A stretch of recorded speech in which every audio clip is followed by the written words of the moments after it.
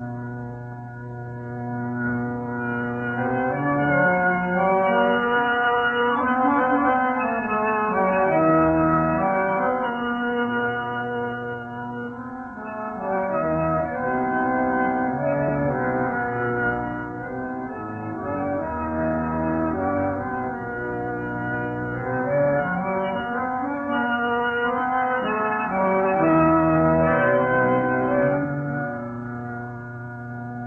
कौन आज आया सवेरे सवेरे,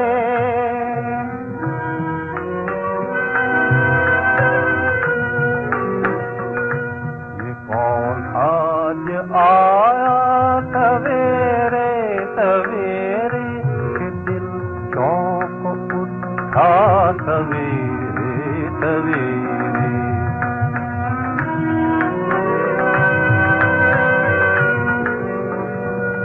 कहा रूप ने गात है चौधरी का, कहा रूप ने गात है चौधरी का, मगर चाँद कैसा सवेरे सवेरे।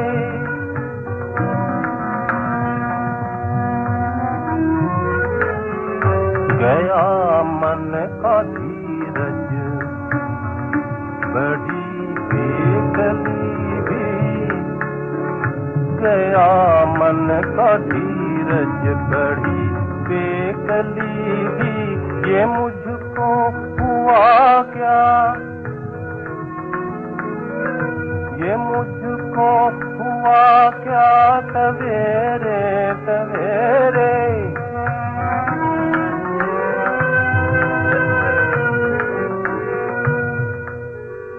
आते ही एक तरह तार ने दिल छीन लिया, आते ही एक तरह तार ने दिल छीन लिया। दिलरुबा बन के दिलादार ने दिल छीन लिया, बाकी चितवन के चिते प्यार ने दिल छीन लिया। देखे धोखा किसी यार ने दिल छीन लिया। आँखों में जादू बातों में टोना,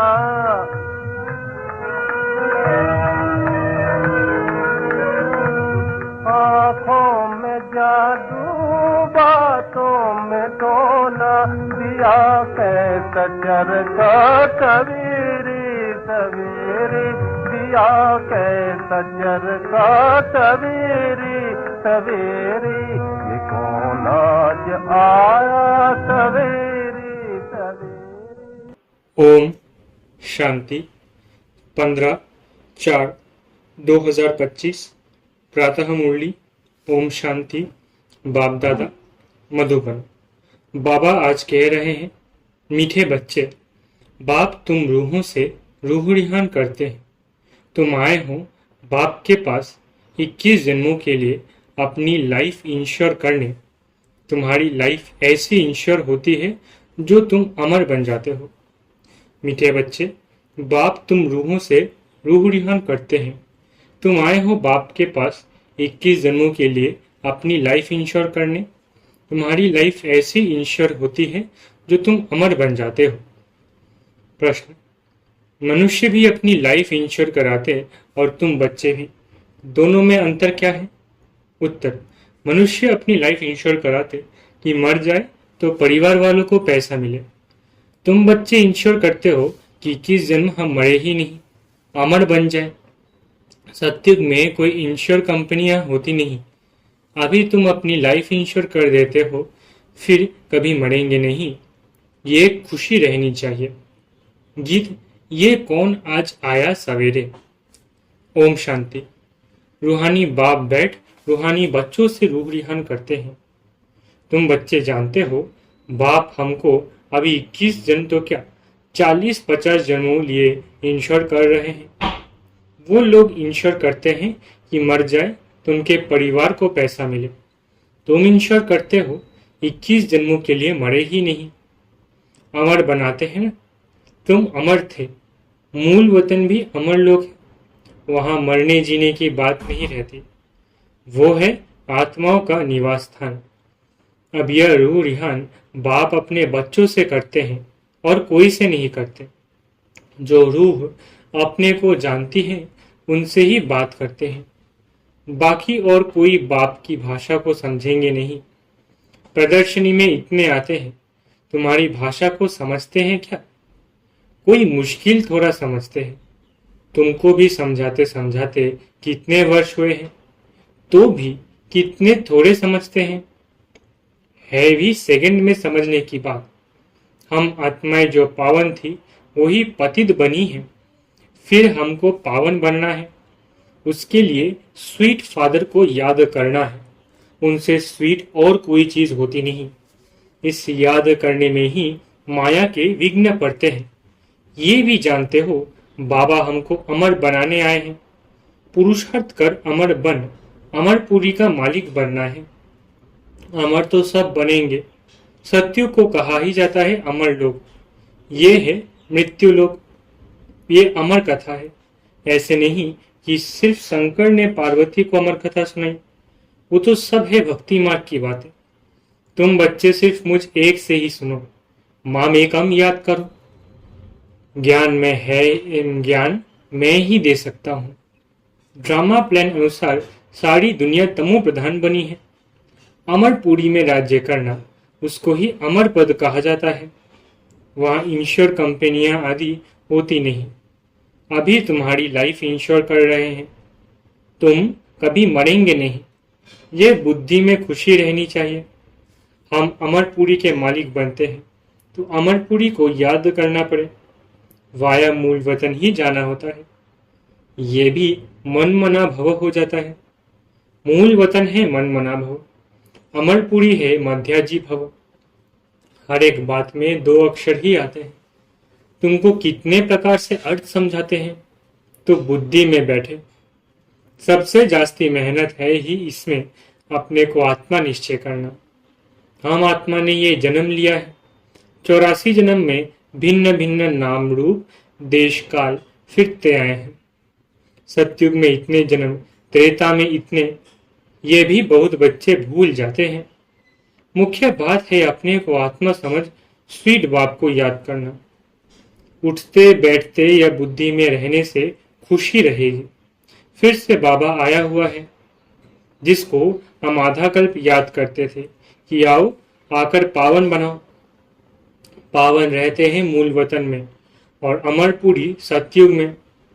भक्ति में मनुष्य पुरुषार्थ करते हैं मुक्ति में व कृष्णपुरी में जाने के लिए। मुक्ति कहो अथवा निर्वाण धाम कहो, वानप्रस्थ अक्षर करेक्ट है। वानप्रस्थी तो शहर में ही रहते हैं। सन्यासी लोग तो घर बार छोड़ जंगल में जाते हैं। आजकल के वानप्रस्थियों में कोई दम नहीं है। सन्यासी तो ब्रह्म को भगवान कह देते हैं, ब्रह्म लोग नहीं कहते। अभी तुम बच्चे जानते हो पुनर्जन्म तो किसका भी बंद नहीं होता। अपना अपना पार्ट सब बजाते हैं। आवागमन से कभी छूटना नहीं है। इस समय करोड़ों मनुष्य हैं और भी आते रहेंगे, पुनर्जन्म लेते रहेंगे। फिर फर्स्ट फ्लोर खाली होगा। मूल वतन है फर्स्ट फ्लोर, सूक्ष्म वतन है सेकंड फ्लोर, यह है थर्ड फ्लोर अथवा इनको ग्राउंड फ्लोर कहो। दूसरा कोई फ्लोर है नहीं। वो समझते हैं स्टार्स में भी दुनिया है। ऐसे है नहीं। फर्स्ट फ्लोर में आत्माएं रहती है, बाकी मनुष्यों के लिए तो ये दुनिया है। तुम बेहद के वैरागी बच्चे हो। तुम्हें इस पुरानी दुनिया में रहते हुए भी इन आंखों से सब कुछ देखते हुए भी नहीं देखना है। यह है मुख्य पुरुषार्थ, क्योंकि ये सब खत्म हो जाएगा। ऐसे नहीं कि संसार बना ही नहीं है, बना हुआ है, परंतु उनसे वैराग्य हो जाता, अर्थात सारी पुरानी दुनिया से वैराग्य। भक्ति, ज्ञान और वैराग्य। भक्ति के बाद है ज्ञान, फिर भक्ति का वैराग्य हो जाता। बुद्धि से समझते हो कि यह पुरानी दुनिया है, यह हमारा अंतिम जन्म है, अभी सबको वापिस जाना है। छोटे बच्चों को भी शिव बाबा की याद दिलानी है। उल्टे सुल्टे खान पान आदि की कोई आदत नहीं डालनी चाहिए। छोटेपन से जैसे आदत डालो वैसे आदत पड़ जाती है। आजकल संग का दोष बड़ा गंदा है। संग तारे कुसंग बोरे, ये विषय सागर वैश्यालय है। सत तो एक ही परम पिता परमात्मा है। गॉड इज वन कहा जाता है।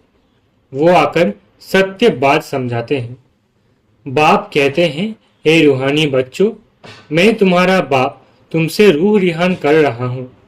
मुझे तुम बुलाते हो ना, वही ज्ञान का सागर पतित पावन है। नई सृष्टि का रचयिता पुरानी सृष्टि का विनाश कराते हैं। ये त्रिमूर्ति तो प्रसिद्ध है, ऊंचते ऊंच है शिव। अच्छा, फिर सूक्ष्म वतन है ब्रह्मा विष्णु शंकर। उन्हों का साक्षात्कार भी होता है क्योंकि पवित्र है ना।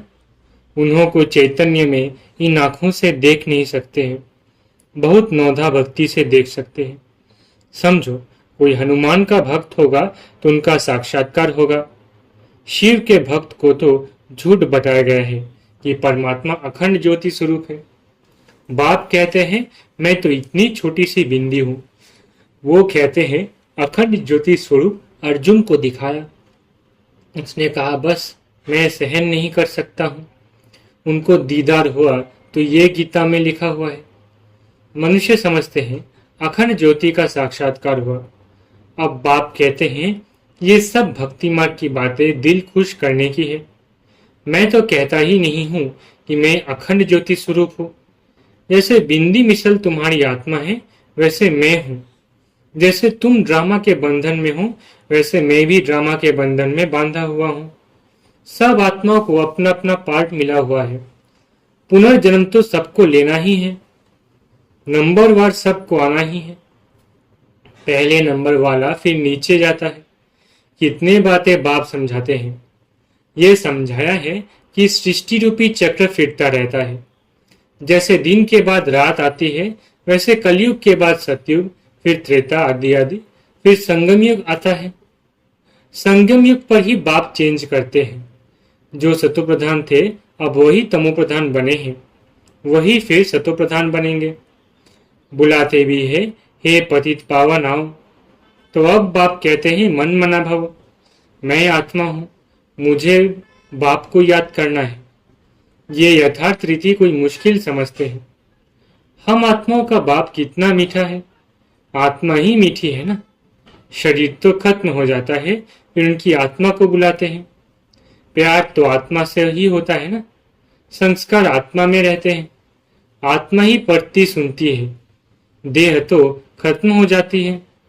मैं आत्मा अमर हूं, फिर तुम मेरे लिए रोते क्यों हो। यह तो देह अभिमान है ना। तुम्हारा देह में प्यार है, होना चाहिए आत्मा में प्यार। अविनाशी चीज में प्यार होना चाहिए।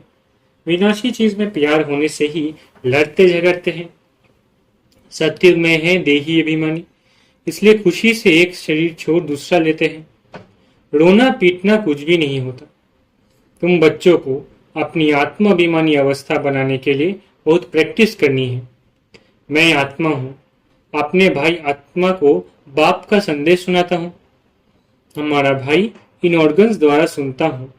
ऐसी अवस्था जमाओ। बाप को याद करते रहो तो विकर्ण विनाश होते रहेंगे।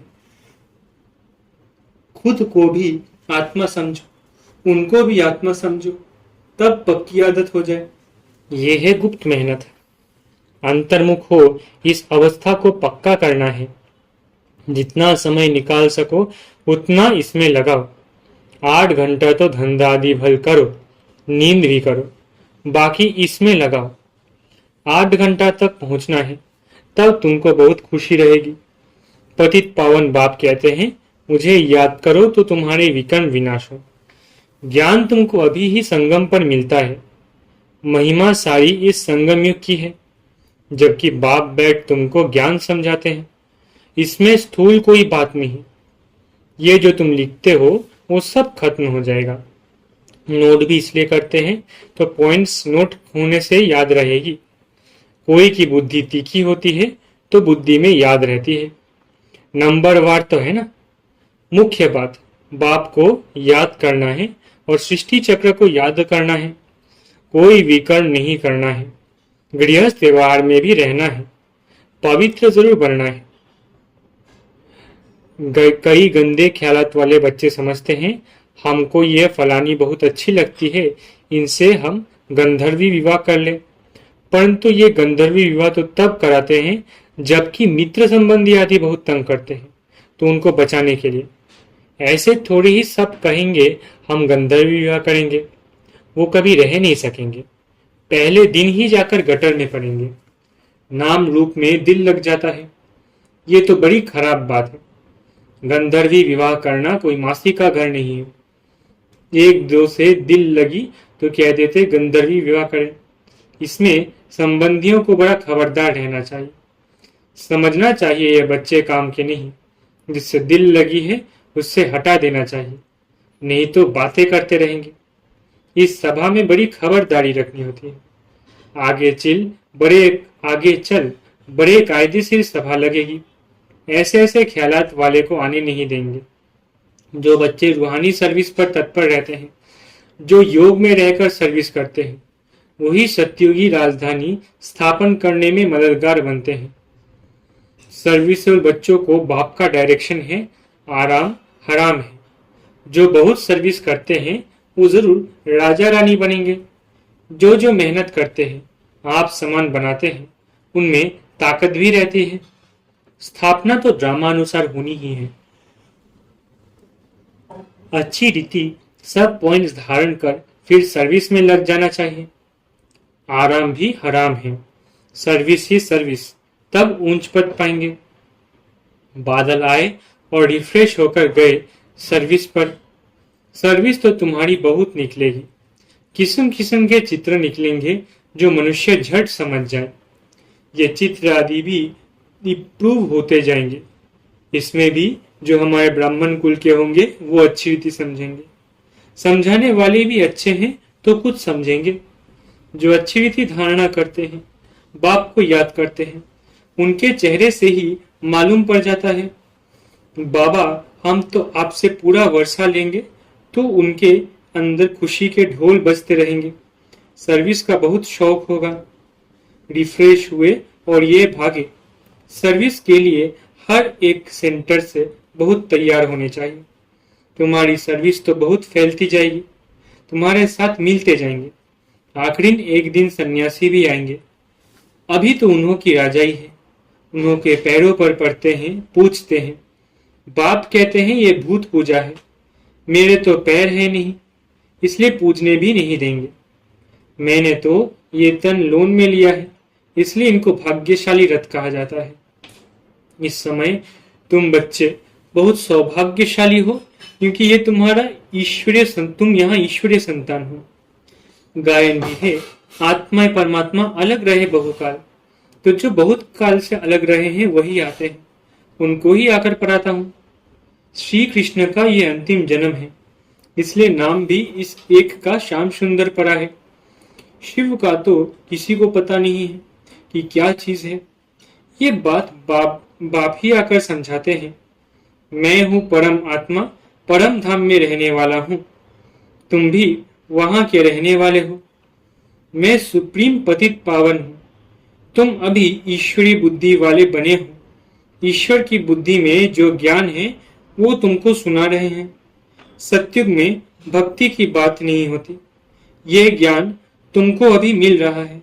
अच्छा, मीठे मीठे सिकिलदे बच्चों प्रति माता पिता बाप दादा का याद प्यारा गुड मॉर्निंग। रूहानी बाप की रूहानी बच्चों को नमस्ते। हम रूहानी बच्चों की रूहानी माता पिता बाप दादा को याद प्यार गुड मॉर्निंग और नमस्ते। धारणा के लिए मुख्य सार। पहला, अंतर्मुखी होकर अपनी अवस्था को जमाना है। अभ्यास करना है मैं आत्मा हूँ, अपने भाई आत्मा को बाप का संदेश देता हूँ। ऐसा आत्माभिमानी बनने की गुप्त मेहनत करनी है। दूसरा, रूहानी सर्विस का शौक रखना है। आप समान बनाने की मेहनत करनी है। संग का दोष बड़ा गंदा है, उससे अपने को संभालना है। उल्टे खान पान की आदत डालनी ही डालनी है। वरदान। विश्व कल्याण के कार्य में सदा बिजी रहने वाले विश्व के आधार मूर्त भव। विश्व कल्याण के कार्य में सदा बिजी रहने वाले विश्व के आधार मूर्त भव। विश्व कल्याणकारी बच्चे स्वप्न में भी फ्री नहीं रह सकते। जो दिन रात सेवा में बिजी रहते हैं, उन्हें स्वप्न में भी कई नई नई बातें, सेवा के प्लान व तरीके दिखाई देते हैं। वे सेवा में बिजी होने कारण अपने पुरुषार्थ के व्यर्थ से और औरों के व्यर्थ से भी बचे रहते हैं। उनके सामने बेहद विश्व की आत्माएं सदा इमज रहती, उन्हें जरा भी अलबेलापन आ नहीं सकता। ऐसे सेवाधारी बच्चों को आधार मूर्त बनने का वरदान प्राप्त होता है। स्लोगन। संगम युग का एक एक सेकंड वर्षों के समान है, इसलिए अलबेलेपन में समय नहीं गवाओ। स्लोगन। संगम युग का एक एक सेकंड वर्षों के समान है, इसलिए अलबेलेपन में समय नहीं गवाओ। अव्यक्त इशारे। कंबाइन रूप की स्मृति से सदा विजयी बनो। जिसके साथ स्वयं सर्वशक्तिमान बाप कंबाइन है, सर्वशक्तियां स्वतः उनके साथ होंगी। जहां सर्वशक्तियां हैं, वहां सफलता न हो, ये असंभव है। कोई अच्छा साथी लौकिक में भी मिल जाता है तो उसको छोड़ नहीं सकते। ये तो अविनाशी साथी है, कभी धोखा देने वाला साथी नहीं है, सदा ही साथ निभाने वाला साथी है।